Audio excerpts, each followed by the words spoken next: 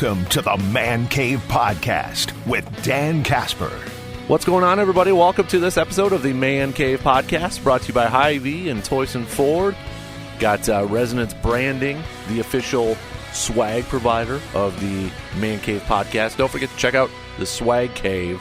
That link is in the podcast description over there. We're going to talk some Brewers with their win against the Tampa Bay Rays. A little more drama with umpires, though, in Major League Baseball, which is pretty ridiculous here. But we got to lead things off talking with the Milwaukee Bucks. Bucks keeping their season alive. Bucks keeping their season alive here this morning. Well, I should say last night, by taking down the Indiana Pacers in Game 5, 115-92.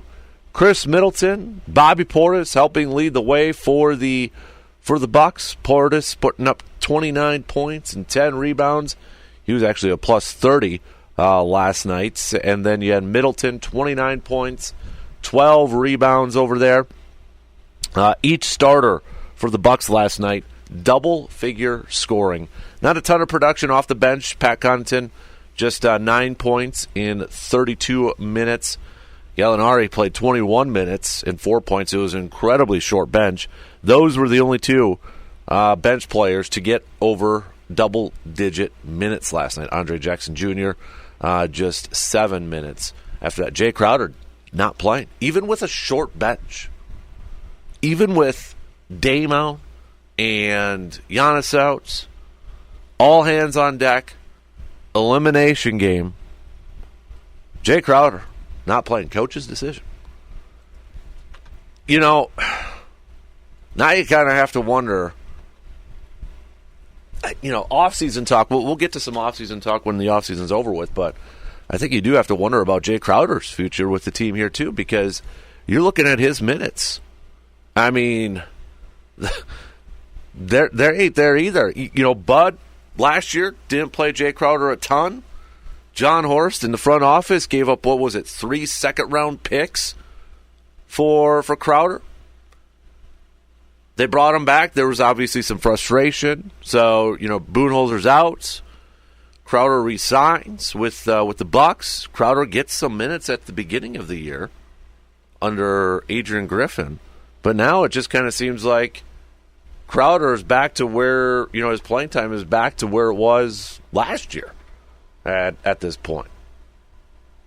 So, we can get to offseason stuff when we're in the actual offseason, but I think it was kind of telling last night, too, to see Jay Crowder not playing a ton. You look at it at the beginning of the year.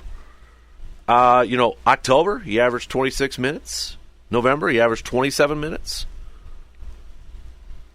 Then he was out for, with an injury, down to 18 minutes in the month of January. Then February, he bolstered up to 28 minutes, but then just kind of started to go down here, especially in the playoffs. Playoffs, he's only been averaging 10.5 minutes per game, 10.5 minutes per game.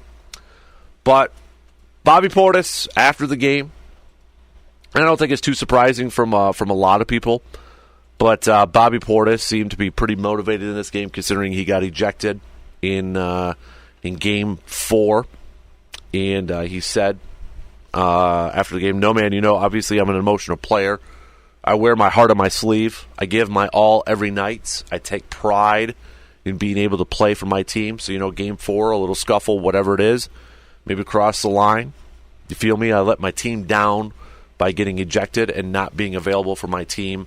And I pride myself so much for being available. So I owed them an apology for sure. Just to let them know that what I did wasn't right.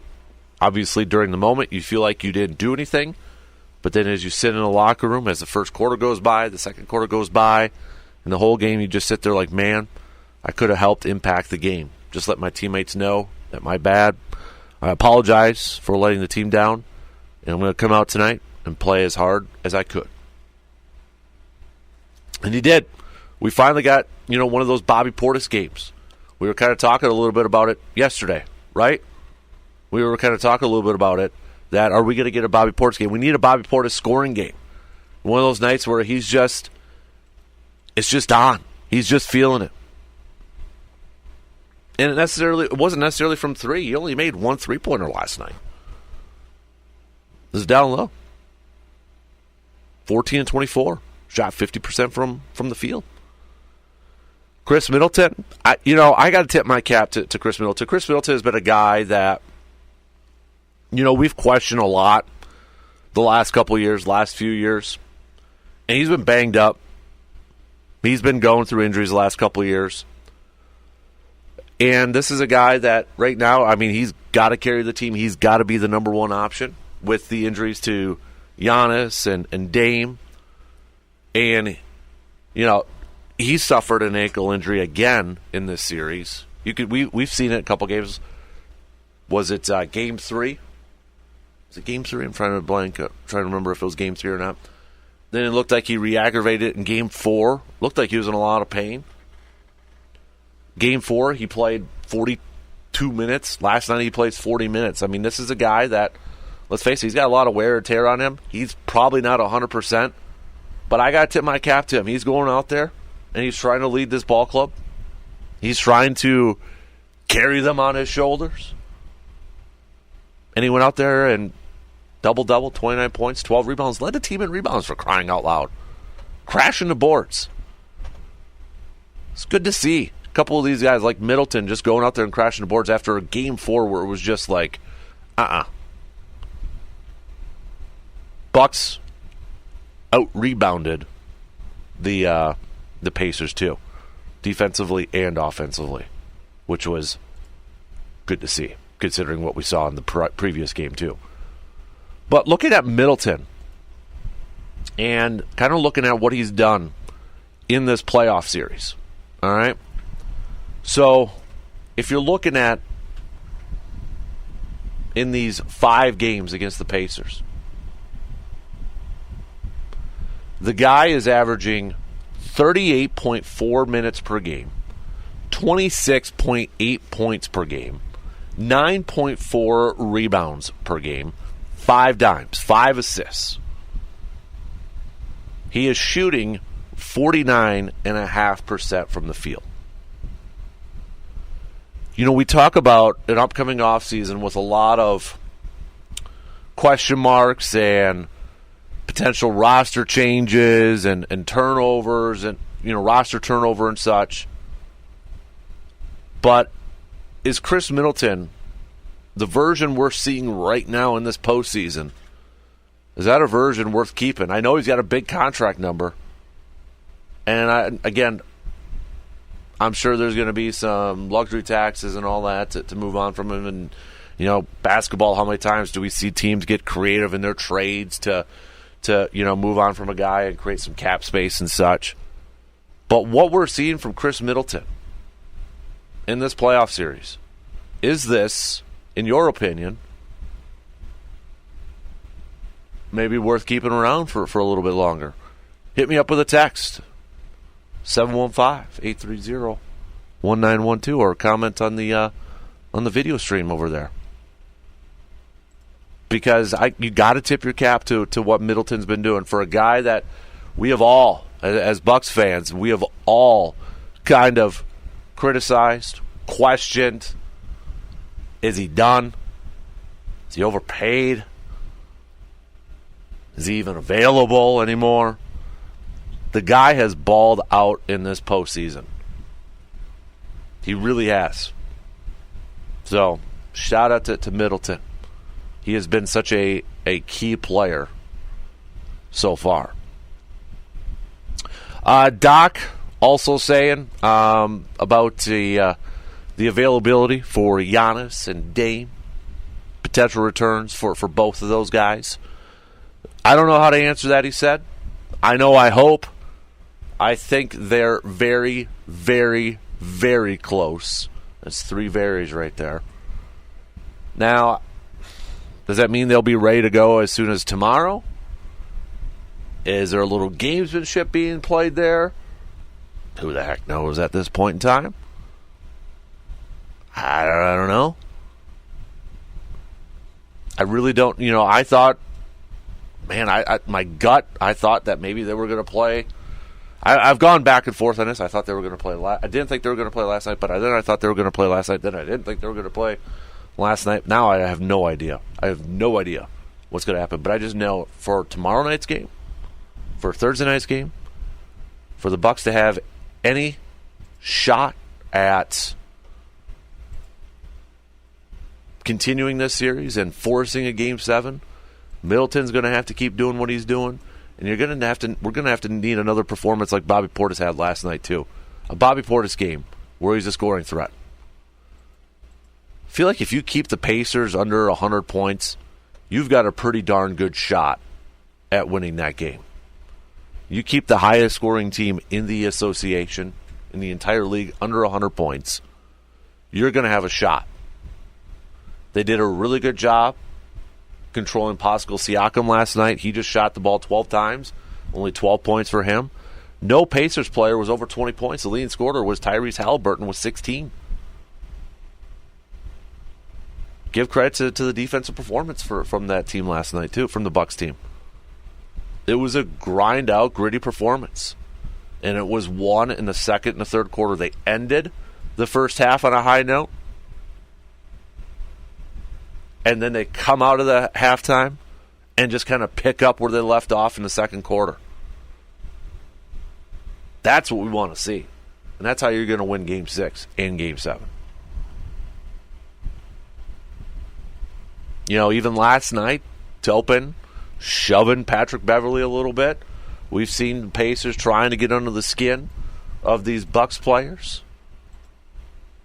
Saw how Bobby Portis got ejected and such.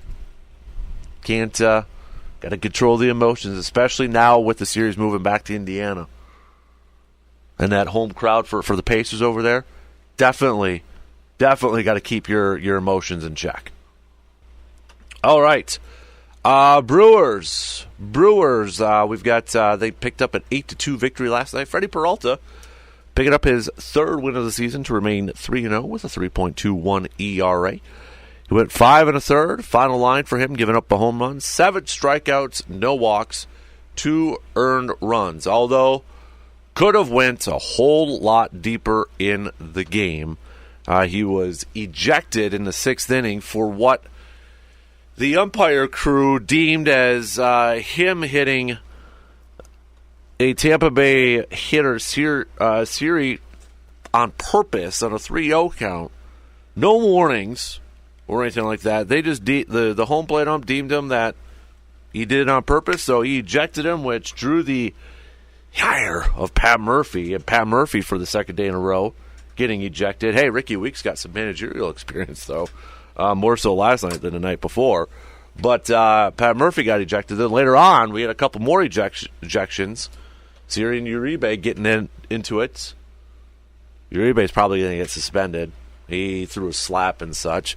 But, I don't know, you got that dude who's, Jose, who's been in it, common theme in the last couple ones there. But we went through what the umpire said after the game in the pool report.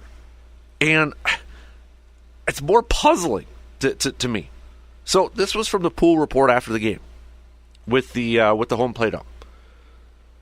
So Siri hit a home run, a pretty good home run. Well, that doesn't matter. First of all, that's like okay, pretty good home run. Well, that doesn't matter. Well, no, duh, doesn't matter. You're an umpire, for crying out loud. He hit a home run in the top of the third, and it was a first pitch home run. So okay, he ran the bases, whatever, and nothing was really said that we noticed. And then you go to the 6th inning, a 3-0 count, and the pitch that hit Siri went right at him. You put what happened previously in the game together, and we get together as a crew, and we discuss all the events, and we determined as a crew that Peralta was intentionally throwing at him, and with that comes an ejection. That's really the process. You just said before that you didn't notice anything. You didn't notice anything. Nothing was really said. And then you get to the 6th, and then Peralta, who's dealing. Pitch count is low. You really think he's throwing them on purpose, especially at that point in the game? Brewers are up. At that point, it was 6-0? 6-1? Or no, yeah, 6-1. 6-2? Yeah, 6-1. Because they end up scoring the top of the sixth there. I mean, come on. What's going on with baseball umpiring this year with Hernandez earlier on, and now you got this crew over here? I mean, for crying out loud, this is kind of ridiculous. And the explanation that they give afterwards is even more confusing. Because a follow-up question was there anything notable between Peralta and Siri as he rounded the bases after his home run? The umpire said, I didn't see anything. I don't think the crew saw anything. We haven't really digested the video yet. There's so much stuff that goes on in the field, and once we digest the video and do all that, then what? It's mind-boggling. It's mind-boggling that this was something that happened in the game last night. No warnings issued, nothing like that. Last question to him. Understanding that it's the umpire's discretion to eject a pitcher even if there are no previous warnings issued, can you clarify your thinking on that scenario? There are 3 options, he said. You could do nothing, you can warn, and you can eject. Those are our 3 options. In this situation, where we got together as a crew and determined that it was intentional, our only option is to eject in this situation. If there is a situation where you think that warnings are going to be sufficient, then you can issue warnings. You can do one of those 3 things. I'm perplexed, confused as to why they thought that was intentional. At what point it's mind-boggling to me. It's absolutely mind-boggling to me that they thought that was intentional and worthy of an ejection. I don't get it. And the explanations from him afterwards make it even more confusing, especially when they admit, yeah, we didn't see anything. But baseball umpire right now, holy moly. You gotta start to figure it out right now. That's unacceptable. That is completely unacceptable. And luckily it didn't have an effect on the game. But man. So Brewers are probably wanting to get through this game later on today, just a few hours from now.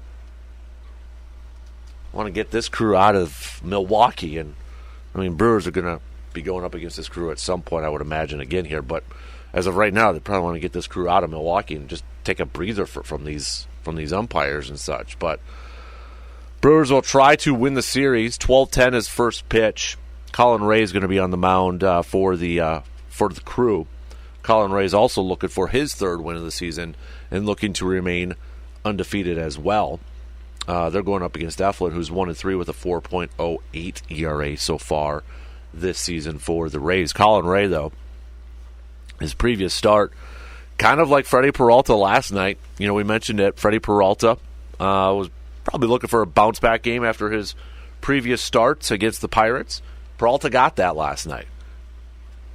Should have gone deeper into the game, too.